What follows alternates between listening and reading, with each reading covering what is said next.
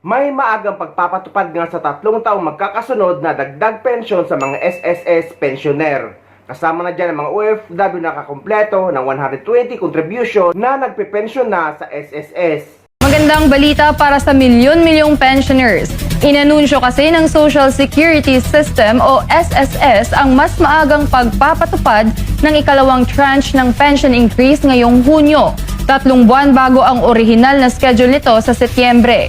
Tunghayan ang balitang ito ni Paul Montibon.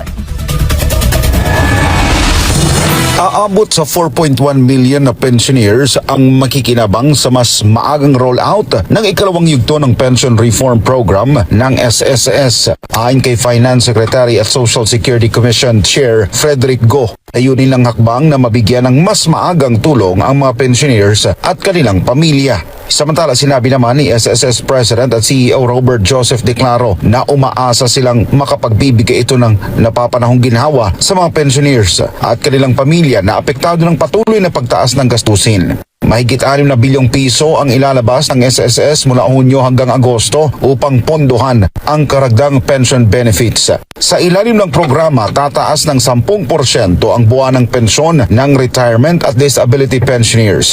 Samantala, 5% naman ang magdadagdag sa pensyon ng death at survivor pensioners. Sakop ng maagang implementasyon ang lahat ng pensioners na nakatala hanggang Mayo 31 ng taong kasalukuyan. Ayon sa SSS, bahagi ito ng kauna-unahang multi-year pension increase program sa kasaysayan ng ahensya. Sa ilalim ng programa, pagkakaroon ng taunang aumento sa pensyon mula 2025 hanggang 2027. Magkano lang ba ang hulog ko noon ng SSS is wala pang 100 peso. Ngayon, nag-pension ako, nag-start ako ng 1,200 sa SSS. Taong 1970 pa naguhulog ng kontribusyon sa Social Security System o SSS ang 73 years old na si Nanay Flor de Lisa Padilla. Ngunit noong 1981, natigil na siya sa pagbabayad, kaya naman maliit lang ang kanyang nakukuhang monthly pension. Bunsod nito, kinakailangan pa rin niya magtrabaho sa barangay sa Mandaluyong City upang kahit papaano ay may magamit siya sa kanyang mga pangangailangan. Siyempre, kaya nga kahit papano, nagtatrabaho, may maintenance ako doon, high blood, high cholesterol, ganon. At the age of 68 ako, na mild stroke ako for left.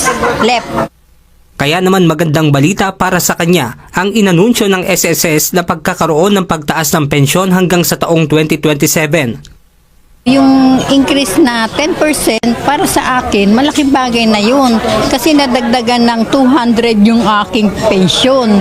Imbis na 2,002, naging 2,400. Ngayong year, 2026, increase ulit ng 200, o de magiging 2,400.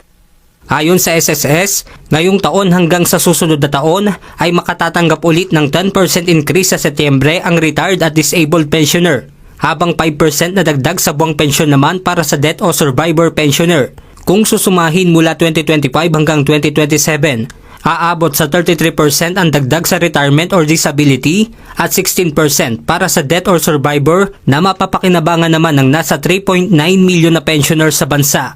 Ayon kay SSS President and CEO Robert Joseph Declaro, ito ay dahil sa patuloy na pagtaas ng kanilang reserve fund na umabot sa 1 trillion pesos noong 2025. Because of this good performance, yung ating release ng second 10% ng pension would be and the third tranche would be secured. On top of that, because of the fantastic results of the SSS is able to come up with more programs that will benefit its members. Sa kabila naman ng pagtaas ng pensyon hanggang sa 2027, tiniyak ng SSS na wala silang ipatutupad na increase sa contribution ng kanilang mga miyembro. The last tranche of the increase that was included part of Republic Act 11199, the revised SSS law po. So hanggang doon na lang po yun. So wala sa charter ng SSS ang pag-increase na ng contribution. Samantala, inanunsyo ng Social Security System ang bagong benepisyo na micro-pension loan para sa kanilang miyembro na target ipatupad ngayong second quarter ng taon. Isa itong uri ng loan na may 8% interest sa loob ng isang taon, mas mababa sa halos 15% na interest kada buwan mula sa lending company. Ayon kay Finance Secretary Frederick Go, paraan ito upang hindi na mahirapan at babaon sa utang ang isang individual na kinakapos sa pinansyal na pangangailangan. We want to make life easier for every ordinary person para hindi na siya mahirapan.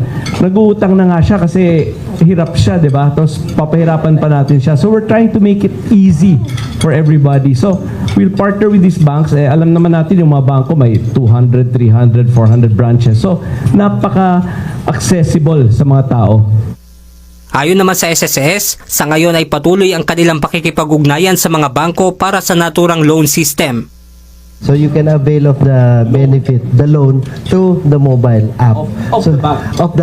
Of the bank. You can go to the branch or you can avail of it from the mobile app. So mas madami ho talagang ma-reach in terms of the members ng SSS that are qualified to get this loan. Kaya guys, lagi kong pinapaalala sa lahat ng mga kababayan natin OFW na given na nga na tayo ang sumusuporta sa pamilya natin sa Pilipinas.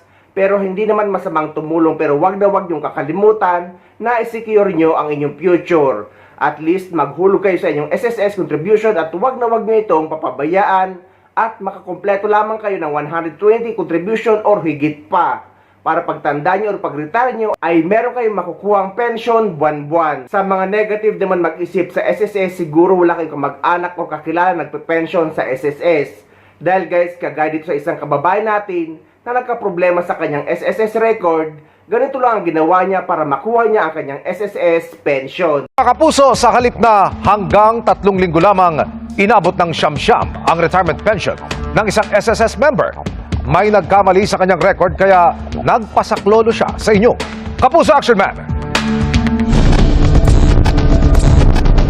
Disyembre 2025 pa nagretiro bilang private school teacher ang ngayon 64 anyos na si Merly.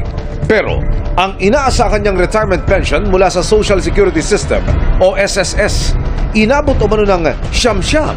Nung ako po ay nag-file ng aking retirement benefit, 3 beses ko siya final, pero hanggang ngayon, wala pa pong nangyayari. Normally, sinasabi nila, 2 to 3 weeks lang ay i-release na yon. So, pag-follow up ko sa SSS Cubao branch, sinasabi nila na medyo meron daw pong error doon sa aking data. Ang lumabas na error sa SSS record ni Merly sa halip na taong 1986. Nagsimula na raw siyang maghulog ng kontribusyon noong 1968 kung kailan 5 taong gulang pa lamang siya. Paano na 5 years old and 9 months pa lang ako, paano ako nagkaroon ng contribution? So, very evident naman na hindi naman ako nagtrabaho at saka 68 and 86. So, parang klarong-klaro na merong error nga doon. Dahil sa nakitang error, ilang beses na-reject ng SSS ang claim ni Merly. Nakapagbigay linaw ho ba sila sa inyo kung bakit ako na-reject yung inyong application? Si Cubao ang nagsabi kasi nga 1968 nakalagay. So sabi ko, anong gagawin ko sa parte ko? Okay, ang laking perwisyo. Ngayon wala na akong work, nag-retire na nga ako. Dapat po ini-enjoy ko na yung retirement benefit ko, di ba? Paano yung pambili ko ng maintenance medicines ko? Opo. Saan ko kukunin yun kung hindi nila nire-release pa hanggang ngayon? Meron ko yung panawagan sa SSS. Panawagan ko po sa inyo, kung ano man po ang problema, gawan nyo na ng aksyon. Sinamahan namin si Merly sa SSS Cubao branch para maisangguni ang kanyang sumbong. Paliwanag ng pamunuan, nagkaroon ng error sa record ng miyembro. Pero sa ngayon, naitama na nila ito at mapoproseso na ang retirement pension ni Merly.